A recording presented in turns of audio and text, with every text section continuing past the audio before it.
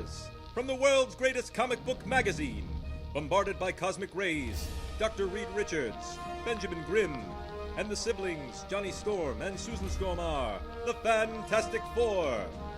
Reed Richards, with his tremendous intellect and ability to stretch great length, is Mr. Fantastic. Now you see her, now you don't. Susan Storm is the Invisible Girl. Hotter than a volcano, and able to break the bonds of Earth's gravity, Johnny Storm is the Human Torch. And of course, with the strength of 20 mortal men, the hard-bodied, rock-skinned, ever-loving blue-eyed Thing. Together, these Fantastic Four use their powers to defend humanity against all foes who would threaten the Earth. And now, another exciting episode featuring our intrepid heroes. Our mystifying narrator sets the stage for another adventure that takes us on a journey into mystery. Time is running short as the world edges closer and closer to nuclear war. The tiny nation of Latveria cowers in fear as the Soviet deadline quickly approaches. In the face of impending destruction, their new monarch has remained strangely silent. Where is Victor Von Doom on the eve of his nation's greatest peril? Where is Lord Doom? Why has he not shown himself? Silence, peasant! Lord Doom doesn't answer to you. But what will we do? You will return to your homes and wait in safety. Did you see that? He appeared from nowhere. The smell of death follows him. You are subjects of Doom. There is no reason to fear the toothless threats of a corrupt nation. Return to your homes and wait for further instructions. So says Doom. And are we to just wait for death in our homes? Do not fear their idle threats. There will be no deaths in your homes. However, if you do not disperse, there will be deaths here. Soon, these fools will understand with whom they are dealing. Soon they will understand the might of Doom. As Latveria braces itself, we rejoin the Fantastic Four as they race across the sky to the home of Professor Charles Xavier. There they hope to gain the insight needed to cure their condition. Fate, however, may not be so kind. You're sure this is the only way, Doc? Short of calling an exorcist, yes. And you're sure that wouldn't work? I'm a scientist, Ben, not a magician. I deal in facts. The fact is, if our cells have mutated, it's Xavier's brain that I need to pick over. Besides, there's our destination now. Whoa! That's a school? It looks like a mansion! Professor Xavier started out teaching his first class by himself, out of his home. As they've progressed, they've joined the staff, and they continue to live and teach there. Holy cats! Look at that light show! That girl's shooting sparklers out of her fingertips! It would seem they're directing us in. If you're sure about this... Welcome to my home. I'm Professor Charles Xavier. You must be the four heroes we've been seeing in the news of late. Dr. Reed Richards, a pleasure to meet you. With me are Susan and Johnny Storm and Benjamin Grimm. Likewise, pleased to meet you. You might as well call me the Thing. The papers seem to like it just fine. And why would I call you by a name that seems to provide you with such distress? Well, See, Ben, not everyone thinks badly of you because of your appearance. So what can my humble school offer celebrities such as yourselves? I need some information. After some work with Dr. Bruce Banner, I've reached the conclusion that our cells have mutated in a manner not unlike your own. Go on. I was hoping with your research that I might be able to undo what happened to us and find a cure. Then I'm afraid I won't be able to help you. What? Yeah, I knew it. I knew they wouldn't help. Not wouldn't. Can't. Don't misunderstand me. I would deeply love to help you. However, it's not currently possible to cure a mutant. So I'm stuck like this? Woohoo! I understand your feelings, Professor, but with my expertise, can you rewrite DNA, Dr. Richards?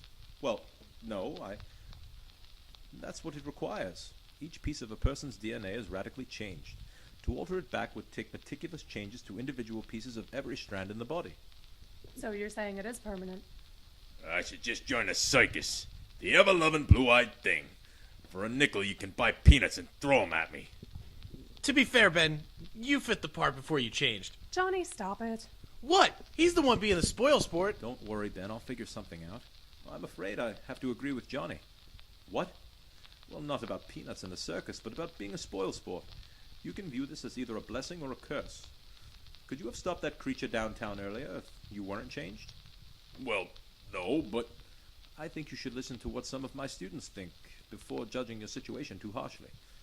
I appreciate the thought, but a pep talk probably ain't gonna help how I look. I can understand that. It hasn't helped my looks much either.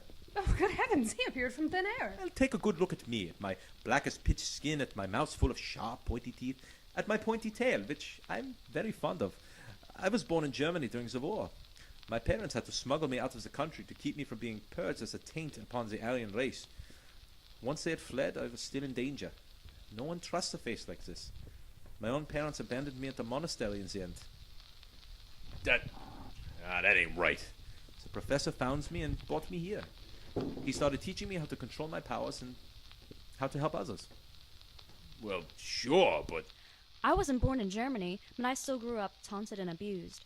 My parents were Jewish refugees. They ended up trying to settle down in a quiet, little town in the south. They thought they'd escape persecution. Not so much. I was paddled in school because I wasn't a Baptist. One day, on my way home from school, someone broke a bottle over my head and blamed me for the war.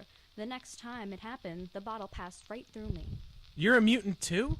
That's right. Being a mutant and Jewish in the town was going to get me killed one day, so my parents sent me here to be safe.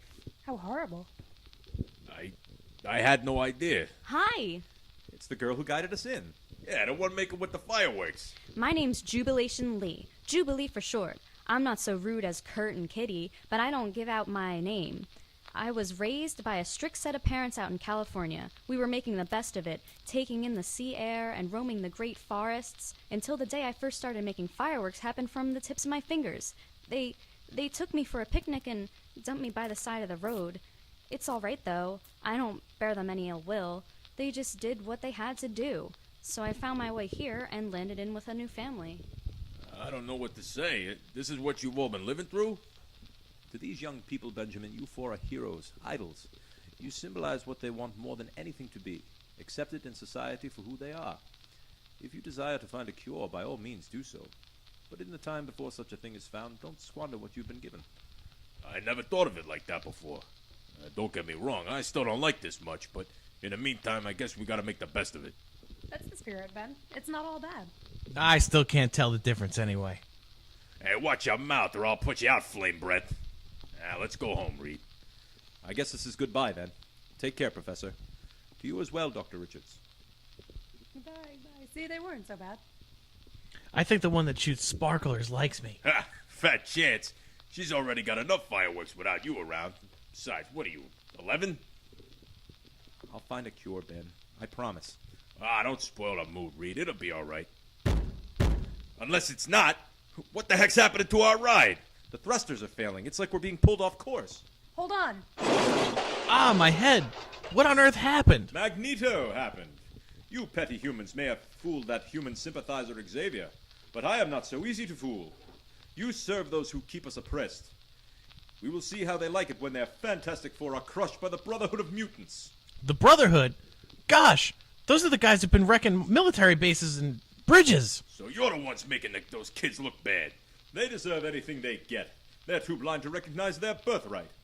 We are Homo superior, whereas you four are a mistake, and servants of a corrupt bureaucracy.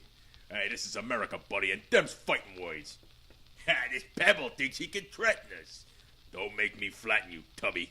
You think you can hurt me? Yeah, why don't you try it, Gravel Brain? Nothing moves the blob. Pyro will turn them to ash. A fire starter, huh? How are you going to burn fire? Too dense to understand that their fate was sealed when the Master of Magnetism brought them down. You're a bit smug, aren't you? I'm not about to take threats from a bunch of thugs and terrorists lightly. What's that supposed to mean? It means it's clobbering time! Ha ha! I told you, nothing moves the blob. Well, that's fine. If I can't hit yous, I'll throw yous. It's tugging at my ankles. My turn. Ugh, it's like a jet just fell on me. Don't worry, Ben. I'll save you once I deal with this guy. I guess he doesn't know who he's dealing with. Flame on! He thinks I make fire, but that's not the fun part. What? Wait. That's just a flamethrower on his back. I thought he was a mutant. Whoa. Why can't I steer anymore? I'm going to dive headfirst into the ground. I don't make fire. I control it. All fire is mine.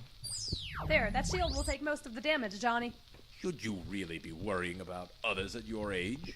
What do you mean, my age? I'm not that old. Look at your hands, dear. Are those the hands of a young woman? What What have you done? I'm wrinkling up. I'm growing old. What's happening to me? Get a hold of yourself, Sue. There's nothing wrong with you. I'll use the Fantastic Car's engines and crash into the big one, and then... What's happening? Aren't you forgetting, Dr. Richards? Magnetism is my domain. None of your gadgets can save you now, and I'm beyond the reach of your petty rubber powers. This is bad. We can't beat them like this. Think, Reed. Think. Of course! On my face, how dare you! Quickly, Sue, go deal with Pyro. I'll deal with this fraud. My hands. I'm young again. All right, Reed. So you want a taste of death as well? I'm onto your tricks, illusionist. Oh, are you now? Fine then. But how will you move encased in concrete? Just fine. But how? The illusions of Mastermind are flawless. They use the same senses as a dream. Easy enough to counter when you know it's coming. I might have been in trouble if you hadn't underestimated me and put some effort into it. I can't gain control. He's playing me like a marionette. What the heck, Sue? Now I'm going to burn up the oxygen and go out. That's the idea. He controls fire. He doesn't make it. Pyro will burn you next. Just try shooting fire from inside a force field. Johnny, go help Ben. Got it. Flame on. What are you doing, Firebug? I can't even lift this guy. $2 to smash now. What fun! Not hardly. I'll handle this, Ben. I'll tear apart your vehicle and fill you with shards of jagged steel. I don't think so, Helmet Head. What? How did you... Funny thing about being super strong. Even if you weigh as much as a rock, you can still jump pretty far. I guess you didn't think of that. Get off of me. Let go of my leg. What? Can't threaten me now, can you? Too strong for you to shake loose and no metal for you to use against me. Time for a good old-fashioned clobbering. Yeah, get him, Ben. You should worry about yourself more. How are you gonna hurt me?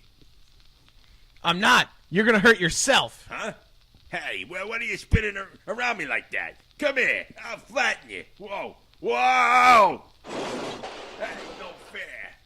I'll just melt a hole in the road and let you take care of the rest. Brotherhood, retreat. Hey, where do you think you're going, Helmet Head? Whoa! Yeah! Can't believe I lost my grip. Hey, you guys got the rest of them? The mastermind I thought I captured was an illusion itself. I lost my concentration dodging Ben, and Pyro got away. No sign of Blob down here. He must prove pretty fast for a big guy. Don't worry about them. You four have bigger problems. Who are you? Sergeant Nick Fury, the President needs you. He's been trying to reach you, but we've had no success since you disappeared after your encounter with Dr. Banner. Why? What's happened? Latveria happened. What terrible fate has befallen the small nation of Latveria? Or has something more sinister taken place? As our heroes recover from their battle with the Brotherhood of Mutants, a new peril awaits them. A danger so great, the world itself may not be enough to stop what has begun. What strange and marvelous wonders will our heroes discover next? Tune in next week for another exciting adventure of the Fantastic Four.